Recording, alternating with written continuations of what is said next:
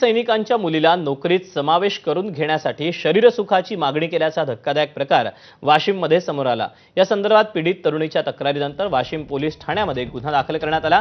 माजी सैनिकाच्या कुटुंबाचं कल्याण करण्यासाठी असणाऱ्या मेस्को महामंडळाकडे सुरक्षा रक्षकाच्या नोकरीसाठी संबंधित तरुणीनं अर्ज केला होता।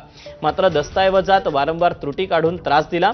तसंच मेस्को वाशिम कार्यालयातील कर्मचारी सतीश पिंपळकर आणि विठ्ठल देशमुखनं शरीरसुखाची मागणी केली अशी तक्रार संबंधित तरुणीनं केली। तरुणीच्या तक्रारीनंतर वाशिम शहर पोलिसात विनयभंगाचा गुन्हा दाखल करण्यात आला। माजी सैनिक महामंडळ वाशिम येथील कर्मचाऱ्याविरुद्ध एका माजी सैनिकाच्या मुलीने विनयभंगाची तक्रार दिलेली आहे।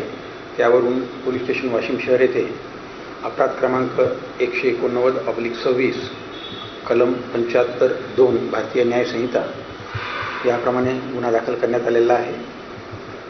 पुढील तपास चालू आहे। या सगळ्या प्रकरणी पीडित तरुणीचं काय म्हणणं आहे तेही पाहूया। माझे वडील 99 मध्ये रिटायर झाले आहेत। तर सतीश पिंपळकर यांनी मला आधी 40,000 रुपयांची मागणी केली होती।